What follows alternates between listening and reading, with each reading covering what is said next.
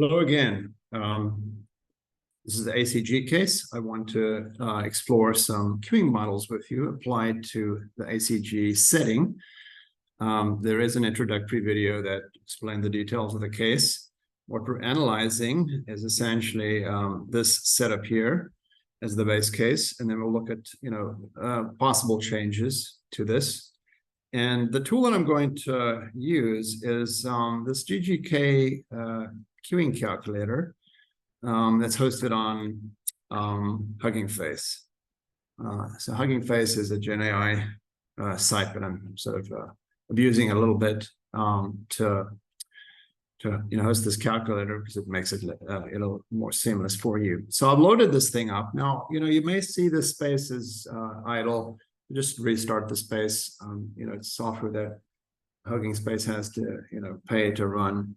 It's free to us, but they have a cost, so they do shut it down if nobody's using it. And so you might see sort of restart the space, and it'll take a minute or two, and then you should get this screen set up here. So I want to sketch what's going on here, just so we're clear. So orders arrive at the rate of 105 per hour from customers in the ACG establishment, and then they get pulled into one of the three, pulled by one of the three baristas. So this is your Victoria Arduino Venus bars, plus a barista, of course. So the AV number 2 and number 3, right? And they just get served there. Now the service rate is 55 per hour. And that translates to a mean of 65.45 seconds. How do I get that? 3,600 seconds in the hour divided by 55 gives me 65.45 seconds.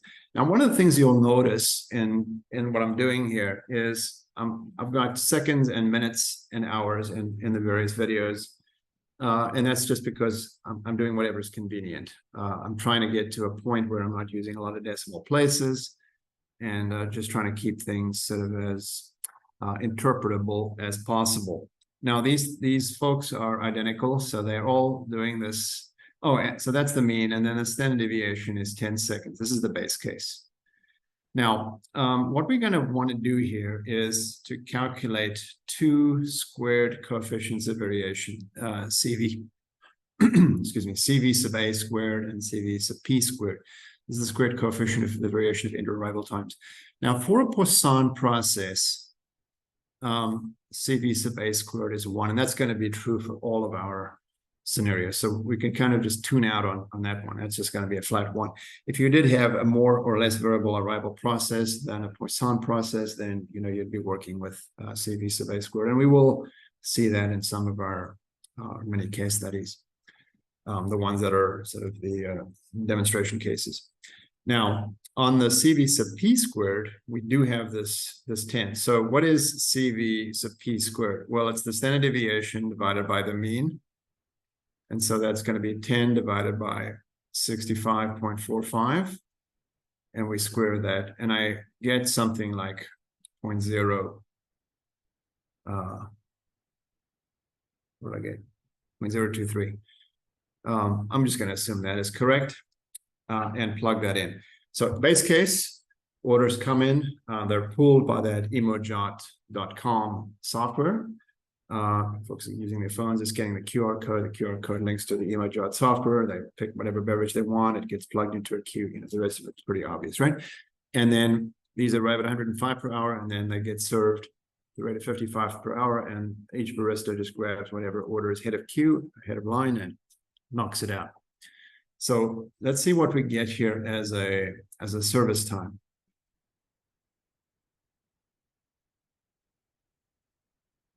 So 105 here, 1 for the Poisson price, 55 is a service rate, and I need to make this 0.023. And then there are 3 servers, and I'm going to go ahead and hit submit. And this is what I'm interested in annotating. So you can see my utilization here is 63.64%. And the key measure that I'm taking as important for for this video at least, and you can come up with your own metrics.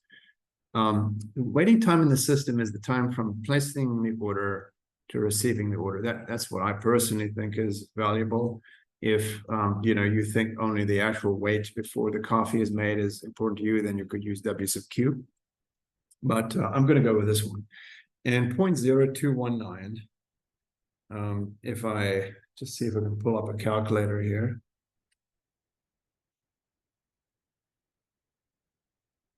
Uh, 0.0219 times 60. So this is going to be expressed in hours. It's about 1.3 minutes, 1.31 minutes.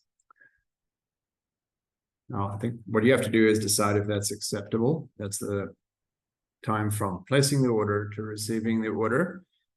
This is a customer service environment, so time of service is going to be a factor. So that's the base case. Now, let's think about changing the number of servers. I could go to 4. I have to pay an extra salary, right? And I'm getting it down to 0.0191. Let me just see. I think I killed my calculator, but if you want to go faster, so 0.0191 times 60, instead of 1.3 seconds, you're down to 1.3 minutes, you're down to 1.15 minutes, but you are paying the extra salary, okay? What about firing one of the, or letting one of the servers go? Okay, so now I'm up to 0.1138. So let's see what that looks like.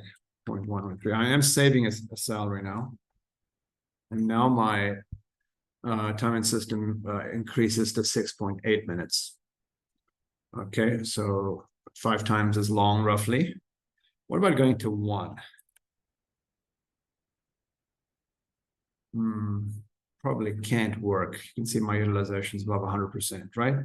So that's not going to fly. It's, the calculator is giving me a negative number for time because it's just not feasible. You do need a minimum of 2 servers in this environment. Okay, so that's a little bit of beginning analysis. Let's think about some of the other process innovations. I want to go back to my original setting with 2.3, 0.023, 3 servers. And I want to think about automating the operation. Okay, let's take out those VAVs, those Venus, Arduino, Victoria, Venus, Arduino, Victoria, Arduino, whatever, the VV, the VAVs or VVAs, whatever it is. Those fancy sort of historical looking coffee bars, plug in some automatic new stuff, modern stuff. And that's gonna bring is it's got no standard deviation. You can just get those, hit a button and you're good to go. So what does that change? All right, so it's now 0.0218. 0.0218. So that's 1.3 minutes, a very little difference relative to the base case. Okay. Have to wonder if automatic machines sort of breaking that historical look is going to be a smart move, but that's something for you to deliberate. Okay, so that's automation. What about we not train the folks? So let's have a look at that. If they don't get training, then remember this training reduces their variance by standard deviation by 90%. So it would have 100 seconds. If they get the training, it drops down to 10. So eventually, all the trained folks would leave, and you'd be sitting with 3 folks who are experiencing standard deviations of 100. Okay, let's see how this flies. All right, so 0.3865. Let's see what that looks like. 0.3865 times 60. Okay, so that's a 23-minute wait time in system. Oh, sorry, I've got that messed up. It's not 100. So this is the standard squared coefficient of variation rather. So if it is, so what it's going to be in this case is CV, so P squared would be 100 divided by 65.45, which is the mean service time. Squared that, and I'm getting 2.33. So it's not 100. So that was my bad. 2.33. Hit go. And now I'm at 0.30303. So let's see what that looks like.